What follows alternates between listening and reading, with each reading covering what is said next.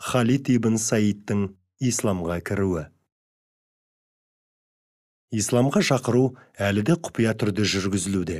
Осы арада мұсылмандар сапында Құрайыштың алдыңғы қатарлы өкілдерінің бірі әрі ең ауқаттысы Халид ибн Саид та қосылды.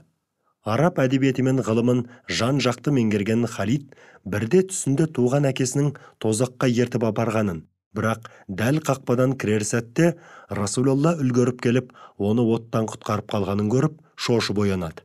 Нақты жори алмаса да, түсінің тегін еместігін сезеді. Таңды көзбен атырған ол, бұл бекер көрінген бос нәрсе емес, не де болса бір ақиқаттың елесі деп, алагеуімнен Әзірет Әбу Бәкірге барып түсін баяндайды. Әбу Бәкір Сыддық: сен үшін ақыры қайырлы болуын тілеймін. Басыңа күн туғанда сені Расулалла құтқаратын болады. Уақытты созба, барып оның дініне мойын сұнғандығыңды білдір. Исламды қабылдап, не көрсеңді Әзірет Мұхаммедпен бірге болуға беліңді бекем бу. Нәтижеде ол сені жаһаннамның азабынан аман алып шығады, деді. Халид Расулаллаға құстай ұшып жетеді. Уа Мұхаммед, сен халықты неге уағыздап жүрсің деп сұрады. Мен ортағы серігі жоқ Алланың жолына, Мұхаммедтің оның елшісі екеніне сенуге, көрсоқыр меңіреу, не пайдасы не зияны тимейтін, тіпті өзіне табынғандар мен таптағандарды ажырата алмайтын тас мүсіндерге құлдық қылудан бас тартуға шақырамын, деді Алланың елшісі.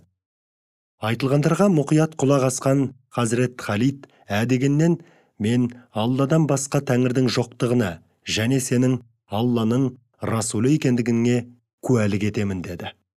Мұхаммедтің оған Аллахтың игілігімен сәлемі болсын кеудесін қуаныш кернеді. Халид мұсылмандықты таратуды өз отбасынан бастады. Аз уақыт ішінде әйелі Умайна да мұсылман болды.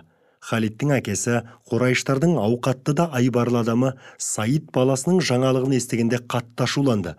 Бір күні Халидті намаз оқып тұрған жерден ұстап алған аға інілері оған айтпаған сөздері қалмай: сен қалайша ата-бабаңның дінін жоққа шығарған Мұхаммедтің сөзін ересің, деп бас салған бауырлары көз қарасын өзгерту үшін Халидке ұрсып та, жалынып та айтты. Бірақ Халид зәредей де өкініш білдірмеді. Қайта күшейе түскен сыңаймен: «Уаллахи, Мұхаммед саллаллаху алейхи уассалам ақиқатты айтты. Мен шындыққа ғана бас иемін. Қолдарыңнан өлсем де иманымнан шықпаймын», деді. Әкесі мұны естіп ашуға мініп, Халидтің қолындағы сырық сынғанша сабайды. Сабауда, дүреді иман нұрын көңіл түкпіріне ұялатқан Әзірет Халидтің пікірін өзгерте алмады. Иманын қорғау жолындағы жәбір жапа ол үшін түкке тұрғысыз еді.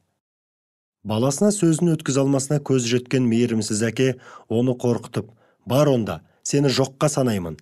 Ырзық несібеден дәм етпе, тамақ та киім де бермеймін. Қайда барсаң, онда бар, деп айғайлады. Сабыр мен салауаттың қайнары иманды жүрегіне мықтап орнықтырған Әзірет Халид бұл жолы да түк саспастан: әке, менің ішіп жемімді бермесең бермей-ақ қой. Ризық несібемді Алла бір жерден болмаса екінші жерден шығаратынына кәміл сенемін, деп жауап берді. Әкесі ұлын бірнеше күн бойы ас сусыз қапасқа қамайды. Анасы мен бауырларына: егер кімде-кім Халидпен сөйлесетін болса, ажалы менен, деп қорқытып жолатпай қояды. Ара-тұра қапастың сыртынан сығалап, ащы мысқылмен: қалай, несібеңді алып жатырсың ба, деп Халидті түйреумен болады. Тар қапастан амалын тауып құтылған Әзірет Халид екінші Хабашстан хижретіне дейін әкесінің көзіне түспей бой тасалайды. Кейінірек Хабашстанға көшкен екінші топқа әйелімен екеуі қосылады. Халидтің жахилия дәуірінің көркем жазу шеберлерінің бір екендігін атап өтпеске болмайды. Деректерге жүгінсек, пайғамбарымыздың Йемен билеушісіне жолдаған атақты сенім хатының мәтінін, тағы басқа маңызды келісімдерді Әзірет Халид дайындап жазған.